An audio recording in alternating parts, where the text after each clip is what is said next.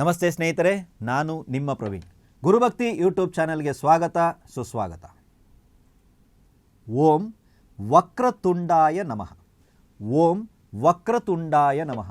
ಓಂ ವಕ್ರತುಂಡಾಯ ನಮಃ. ಇಷ್ಟೇ.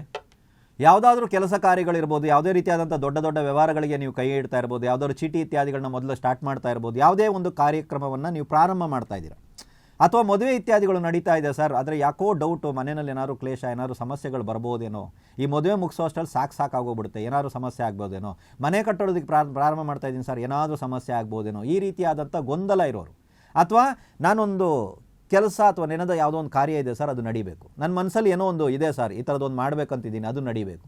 ಅದಕ್ಕೆ ನಾವು ಏನು ಮಾಡೋಣ ಅಂತ ಹೇಳಿದ್ರೆ, ಮೊದಲ ಪೂಜೆಗೆ ಅಧಿಪತಿ ಗಣಪತಿ ಅಲ್ವಾ.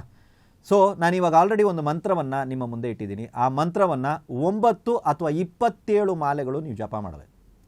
ಯಾವ ಒಂದು ಕಾರ್ಯ ನಿಮಿತ್ತವಾಗಿ ಸಂಕಲ್ಪ ಮಾಡಿ ನೀವು ಜಪ ಮಾಡಿದಿರೋ ಆ ಕಾರ್ಯ ಯಾವುದೇ ರೀತಿಯ ಸಮಸ್ಯೆ ಇಲ್ಲದೆ ಪೂರ್ತಿ ಪ್ರಮಾಣದಲ್ಲಿ ಯಶಸ್ವಿಯಾಗಿ ನೆರವೇರುತ್ತೆ.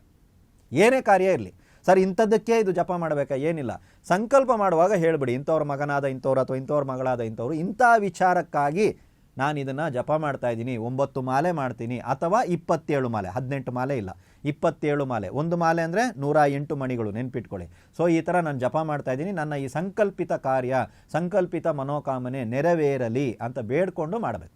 ಮಾಡಿದಾಗ ಯಾವುದೇ ಕೆಲಸ ಇಲ್ಲ, ಮಕ್ಕಳಿಗೆ ಮದುವೆ ಆಗ್ತಾ ಇಲ್ಲ, ಅವ್ರ ಬದಲಾಗಿ ನಾನು ಮಾಡಲ್ಲ, ನನ್ನ ಮಗುವಿನ ಮದುವೆ ಆಗಬೇಕು ಅಂತ ನಾನು ಸಂಕಲ್ಪ ಮಾಡಲ್ಲ ಅಂದರೆ ಮಾಡಿ. ಬಂದಿರುವಂಥ ಗಂಡು ಒಪ್ಪಬೇಕಂತ ಮಾಡಲ್ಲ, ಬಂದಿರುವಂಥ ನೋಡಿರುವಂಥ ಹೆಣ್ಣಿನ ಮನೆಯವರು ಒಪ್ಪಬೇಕಂತ ಮಾಡಲ್ಲ, ಯಾವುದಕ್ಕೆ ಬೇಕಾದ್ರೂ ಮಾಡ್ಬೋದು. ಮಾಡಿ ನೋಡಿ, ಖಂಡಿತವಾಗ್ಲೂ ನಿಮ್ಮ ಕೆಲಸ ಕಾರ್ಯಗಳು ಗಣಪತಿಯ ಆಶೀರ್ವಾದದಿಂದ ಖಂಡಿತವಾಗ್ಲೂ ನೆರವೇರುತ್ತೆ. ಎಲ್ರಿಗೂ ಒಳ್ಳೆಯದಾಗಲಿ.